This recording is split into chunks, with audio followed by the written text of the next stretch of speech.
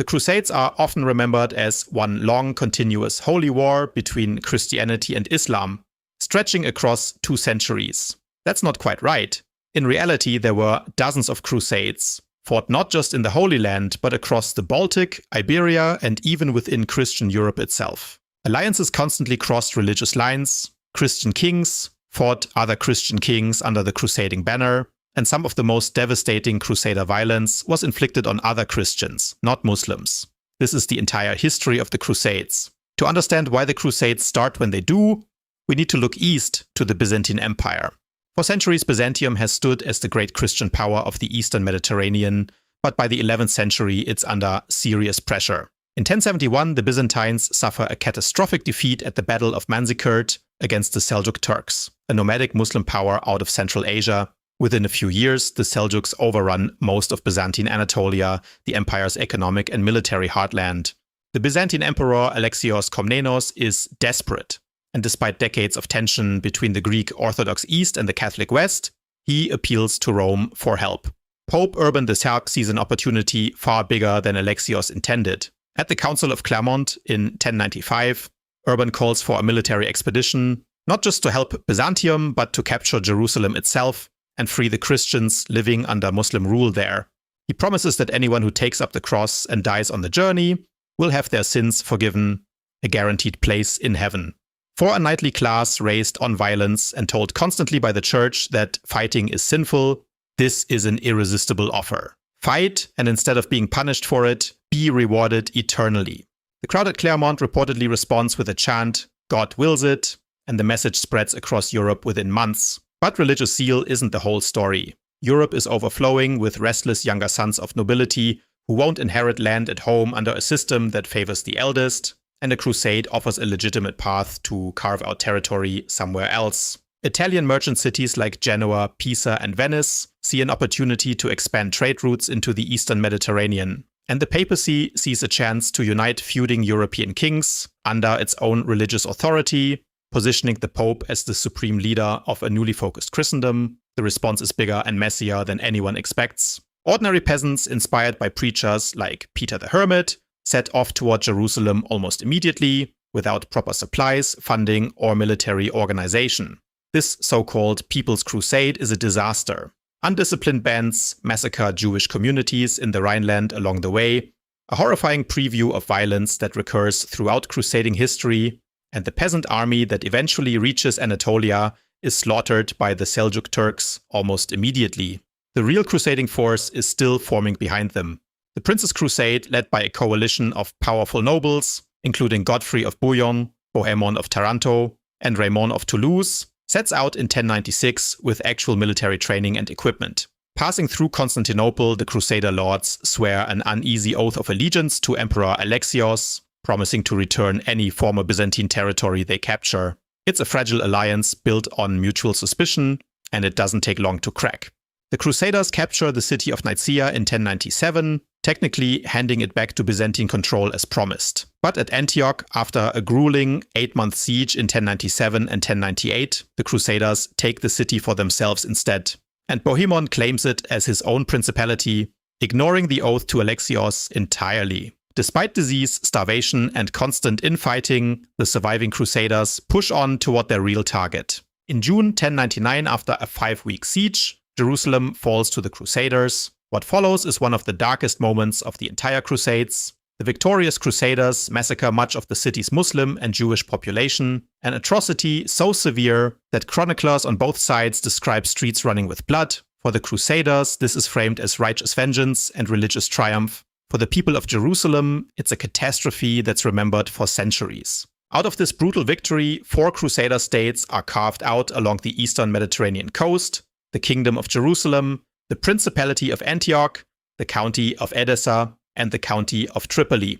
These states are small, isolated, and permanently short on manpower, surrounded by Muslim territory on almost every side.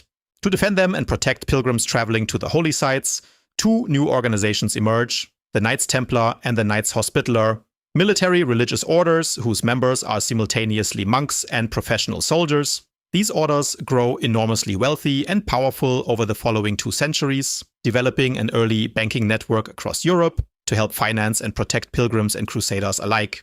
For about 40 years, an uneasy status quo holds. But in 1144, the Muslim general Zengi captures the county of Edessa, the first crusader state to fall, and Christian Europe reacts with alarm. This triggers the Second Crusade, launched in 1147 under the joint leadership of King Louis VII of France and Emperor Conrad III of the Holy Roman Empire. It's a much grander royal affair than the First Crusade, but it's also a much bigger failure. Both armies suffer badly crossing Anatolia, and rather than retaking Edessa, the Crusader leadership makes the baffling decision to attack Damascus instead, a city that at the time was actually a potential ally against Zengi's dynasty. The siege collapses within days, and the Crusaders retreat in humiliation. The Second Crusade accomplishes essentially nothing, and it pushes local Muslim powers to unite far more effectively than before. That unification finds its greatest leader in Saladin, a Kurdish general who rises to power in Egypt and Syria. Saladin brings the fractured Muslim world together under a single banner for the first time since the Crusaders arrived. In 1187, he lures the combined forces of the Kingdom of Jerusalem into the waterless hills near the village of Hattin and annihilates them, capturing the true cross relic the Crusaders had carried into battle. With the kingdom's army destroyed, Jerusalem itself falls to Saladin within months. Unlike the Crusader massacre of 1099, Saladin's capture of the city is remarkably restrained, allowing most of its Christian inhabitants to ransom their freedom and leave peacefully, a contrast that becomes legendary in its own right. The fall of Jerusalem shocks Europe into action once again, and this time 3 of the most powerful monarchs in Christendom personally take up the cross for the Third Crusade. Frederick Barbarossa, the aging Holy Roman Emperor, drowns crossing a river in Anatolia before he ever reaches the Holy Land, and much of his massive army disintegrates without him. That leaves King Philip II of France and King Richard III of England, remembered as Richard the Lionheart, to carry on the campaign. The two kings don't get along, and Philip returns home early to attend to politics back in France, but Richard stays and proves himself a genuinely formidable commander. He captures the vital port city of Acre, wins a decisive battle against Saladin's forces at Arsuf, and marches within sight of Jerusalem itself twice. But twice Richard turns back rather than risk a siege he doesn't think he can hold. Instead, he negotiates a treaty directly with Saladin, allowing Christian pilgrims safe access to Jerusalem's holy sites, even though the city remains under Muslim control.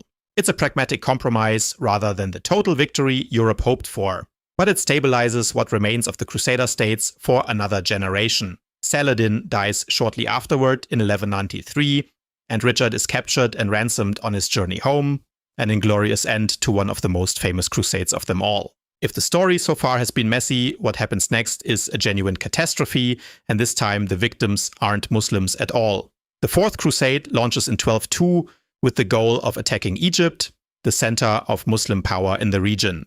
But the Crusaders can't afford the fleet the Venetians built to carry them, and Venice, ever the shrewd merchant power, offers a deal instead: help Venice capture the rebellious Christian city of Zara on the Adriatic coast, and the debt is settled. The Crusaders comply, attacking a Christian city under a crusading banner and earning an excommunication from the Pope for their trouble.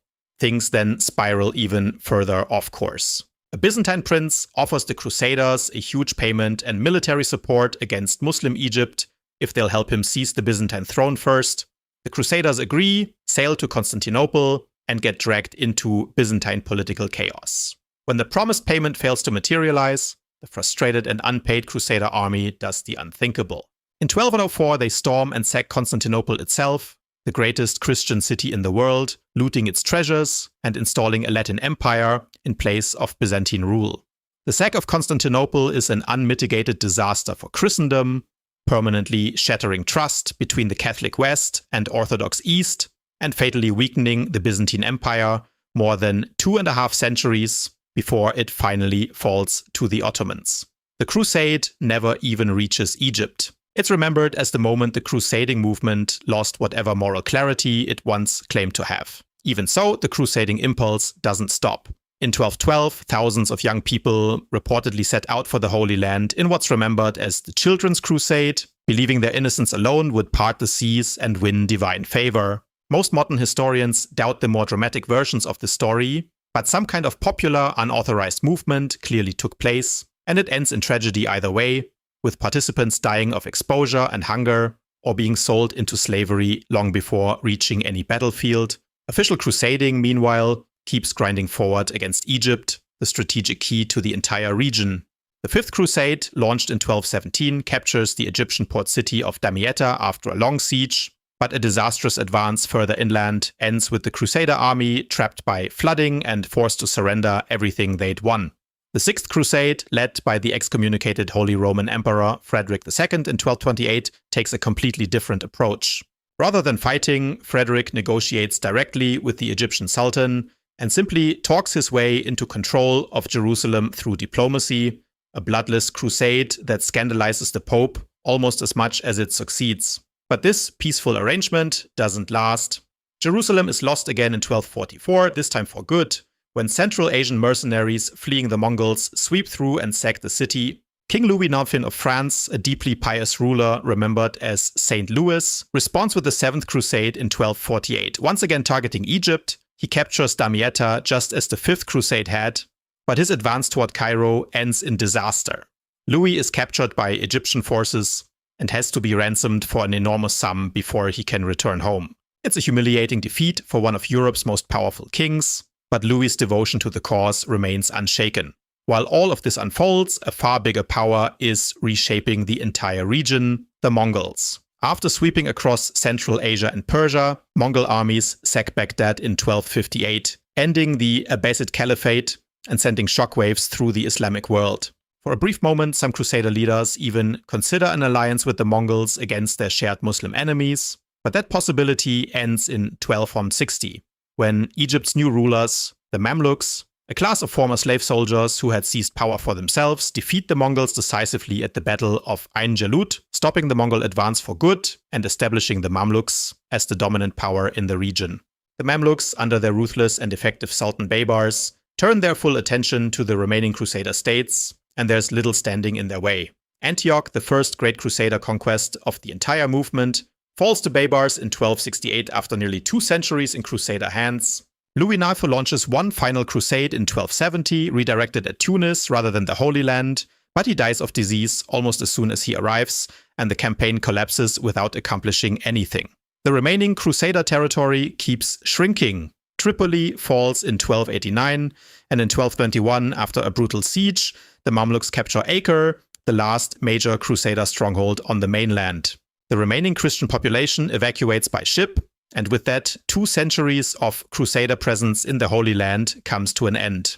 But the word crusade outlives the Holy Land campaigns by centuries, because the papacy applies the same religious framework, complete with the same promises of forgiveness, to conflicts that have nothing to do with Jerusalem at all. In southern France, the Pope calls the Albigensian Crusade in 1209, not against Muslims, but against the Cathars, a Christian sect the Church considers heretical. The result is one of the most brutal internal conflicts in medieval European history, wiping out much of Cathar society in the region over 2 decades, and dramatically expanding the power of the French crown in the south.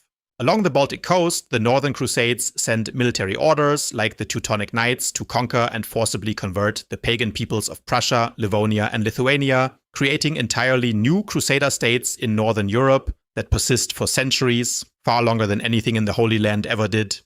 And in Iberia, the long Christian campaign to push Muslim rule out of the peninsula, the Reconquista, is treated by the papacy as a crusade in its own right, complete with the same spiritual rewards offered to knights fighting in the Middle East. Even this narrative resists simplicity, since Christian and Muslim rulers in Iberia frequently allied with each other against rivals of their own faith throughout the entire period. By the 14th and 15th centuries, the crusading ideal shifts once more, this time toward defending Europe against the rising Ottoman Empire.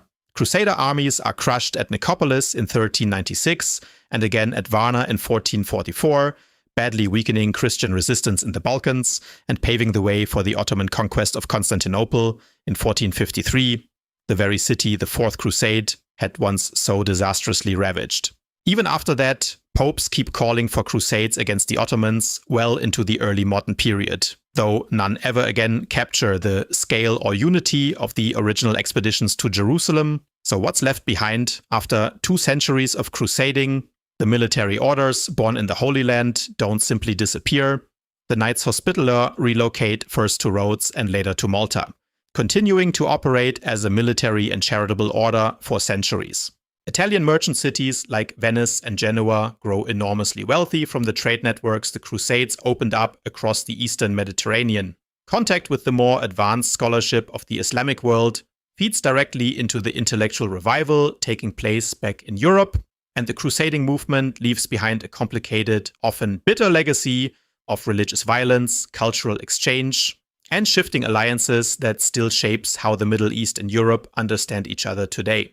The Crusades were never one war. They were dozens of wars fought across 3 continents over 2 centuries, driven by faith, ambition, greed, and politics all tangled together, and fought as often between Christians as against Muslims. What began as an appeal from a desperate Byzantine emperor ended up reshaping the medieval world far beyond anything Pope Urban II could have imagined at Clermont in 1095.